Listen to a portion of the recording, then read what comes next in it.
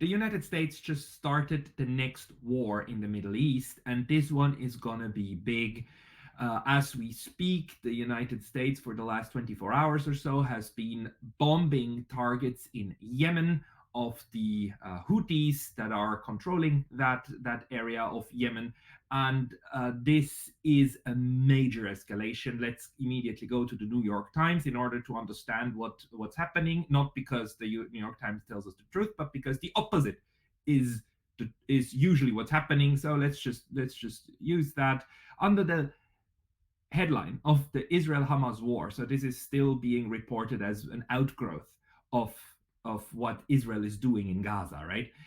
Houthis vow to retaliate as White House seeks to contain Mideast war. So this is exactly the opposite is the case. The White House has now decided to go on the offensive and to actually have its war with Iran by going first through Yemen. This is as sad as it is. For like as much as the White House has not done these acts in the recent past, they have now obviously, with their Minister of Defense being in a hospital bed, and who reportedly has been directed the strikes on Yemen from his hospital bed. Whoever wants to believe that, whoever wants to believe that you can actually from a hospital bed be well informed and then strike another country. This is utter nonsense. Exactly the thing that Alexander Mercouris has been pointing out the other day, that there's obviously a power struggle going on inside the cabinet of the White House, and that apparently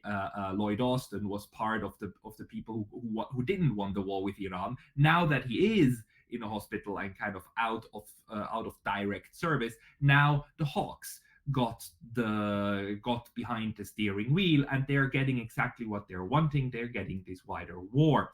So apparently Kirby, the White House spokesperson, said, we are not interested in a war with Yemen. Well, if you start bombing a country, then you are committing an act of war. You are starting the war here. Not no matter what you're saying about your right to defend shipping lanes, because that's the argument that's going on.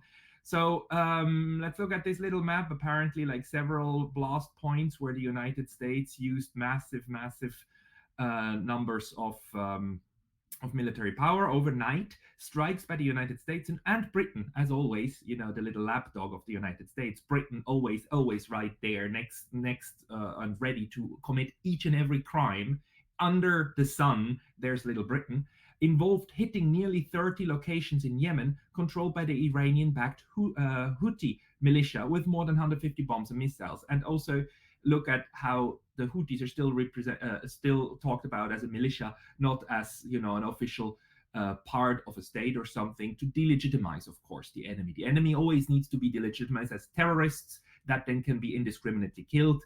That's the regular kind of way that the Western media then portrays such acts of clear aggression and clear escalation. The most fantastic thing is that this all happens while the United States and Britain say, like, we don't want to escalate while we're escalating. This is the equivalent of a school bully beating another kid and saying, I don't want to make this any worse than it already is, so stop resisting. That's the exact equivalent. Let's just go to the Guardian here for one moment and see how they report about this. um, if you strike military targets of another state or another actor that is de facto a state actor, then you will get a response. And of course, the Houthis are now the leaders of the Houthis are now vowing to respond to this provocation, and actually not to the provocation, to this act of war. And this is what then will make everything worse, because right now we're going through act number one of the new US war with Iran. And this act number one is all about setting the stage of creating the perfect rationale for war with Iran, which is, unsurprisingly, through the Houthis.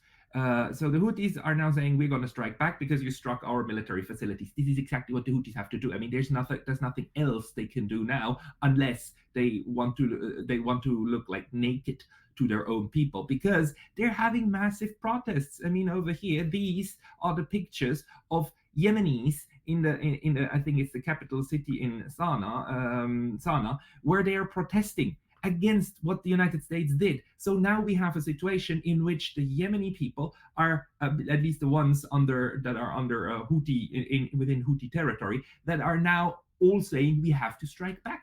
You now have the situation in which this smaller, poor nation on part of these people actually want to strike back, and that's what the Houthis will do, and that's what the United States and those warmongers in Washington understand, because they want to be struck in order to then play the victim and say, like, now we need to put an end to this violence against us, the poor attacked US and UK troops, just the way, in the same way, with the same rationale that Israel is currently justifying its war, its genocide against Palestine and against Gaza by saying that because we were attacked on October 7th and nothing ever happened before October 7th, that in any substantial way, and we were the innocent victims of an attack, we now have the moral right and the duty to go and weed out our enemies. And if a genocide happens in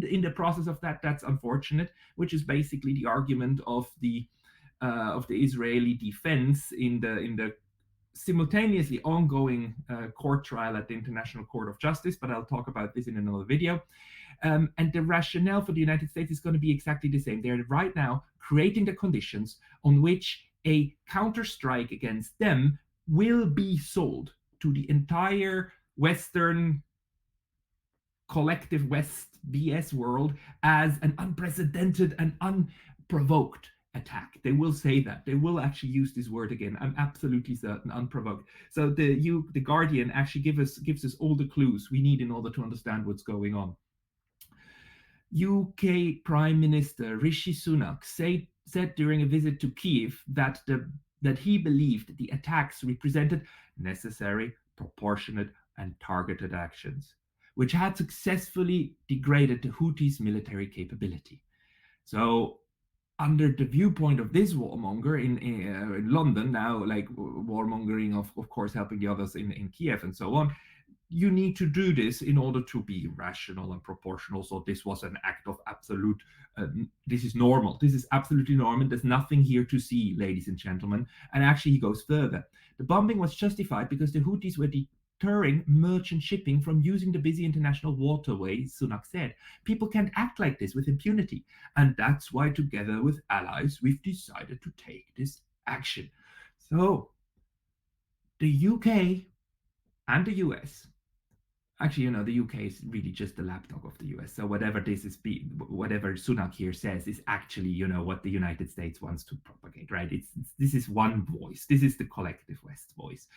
What they're saying is that they are the law and they will do whatever they want, because international law doesn't matter to these people. The Red Sea, for anyone who hasn't seen it yet, is this thing here. It's this waterway here, right next to Saudi Arabia, Sudan, Egypt, Eritrea, and Yemen. This is the Red Sea. And last time I checked, this thing was about 4,000 to 5,000 kilometers away from Great Britain, and it was about 10,000 kilometers away from the United States. This thing is not a national security threat to either of the two. What the Yemenis, what the Houthis have been doing over the last couple of weeks is that they attacked merchant ships that they suspected of going to and from Israel in order to support the Palestinians and actually push for a ceasefire and an end of the onslaught in Gaza. And the United States and the UK, they take the right into their own hands to say that these kinds of attacks, they are a grief breach of the order that we're defending, our order, when in fact the only body in the entire world that has the legal right under international law to order strikes of military nature against the state is the Security Council, and the UN Security Council has not, and I repeat, it has not authorized strikes against Yemen. So what the US and the UK and their few supporters are doing here is the principle of might makes right. So we do what we can and what we want to because we can. And this is act number one of a wider war because they're already setting it up. John Kirby, that liar in the White House, told MSNBC that the airstrikes had sought to target the Houthis' ability to store, launch, and guide missiles and drones, and insisted the bombings of Yemen was not escalatory. Well, you bomb a country and you still claim that you're not escalating. This is madness. This is 100% escalatory, and this is meant to be escalatory because what they're now doing is creating the pretext to then strike Iran. The next lines actually talk about this. We're not looking for a conflict with Iran.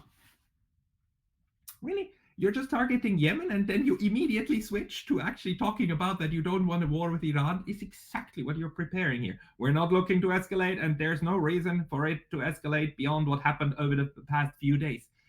You know that the Yemenis have to counterstrike. You know that they will, and you know that they have the capacity to do so. And you have these goddamn sitting ducks. There is in the here right in front of Yemen. Where is it?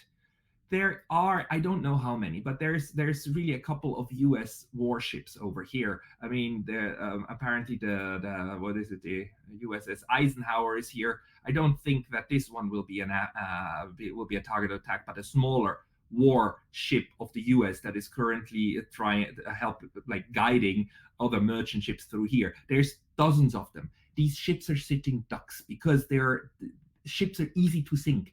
You need a good amount of force, but we know that the Houthis have this, and they will sink a U.S. ship. And this is not the first time. This is actually a very, very classic thing to happen, that the sinking of a ship will lead to full-blown, full-scale war. This has happened like dozens, hundreds of times over the history of warfare. The United States justified its entry into the Second World War, into the First World War with the sinking of the Lusitania, which actually funnily happened 2 years earlier. But anyhow, I mean, a ship doesn't even need to be sunk at the moment when then a state enters in order to be a justification. The Gulf of Tonkin and so on. It is often the sinking of a ship, and there's so many ships over here, and what will happen is that 150 or 200 US Marines will die. And these people will be sacrificed by their own government in order to have the pretext to then officially go to war with Iran.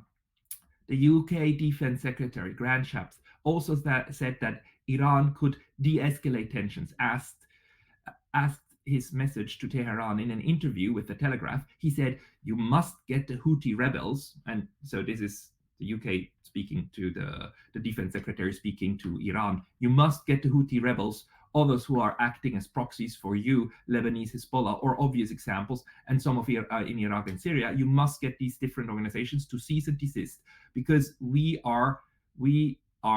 world is running out of patience. Again, like the megalomaniacs in the UK and the US, like equating themselves with the world, right? And these 40 or so countries who now make up the collective West, equating themselves with the entire world. They're doing it again. And they're actually now already saying that anything the Houthis are doing or Hezbollah is doing in Lebanon will be on the hands of Iran and will be interpreted as such. And by striking the Houthis and in inviting a counterattack, which the Houthis now have to do, they have to counterattack if they don't want to lose the support of their own people in Sana'a and so on. They will blame it on Iran. I mean, it's already set up, and now it's absolutely transparent. You know, Alexander Mercury's and Alexander Christoforou, they have already talked about this weeks ago, and they're absolutely right. This is where things are going. Before the bombing, the Houthi leader Abdullah Malik al-Houthi said any American attack will not remain without response. They all know it. They knew it. This is it. this is it. The United States has decided to go to war and has done so without being approved by Congress, which is now already an internal debate in the US, because the war making power lies, of course, with the US Parliament, Congress, and not with the president. But the president has ordered these strikes. But in about 3 days from now, once these US Marines have died, it will not matter anymore. And the people in the White House know that. There will be a counterattack. US military personnel will die, probably a couple of hundreds, and then that will be it. That will be the war with Iran. It is extremely, extremely sad. This is a catastrophe, ladies and gentlemen. And at this point, I don't think the catastrophe can be averted anymore, because one thing will now lead to another. This is the third war.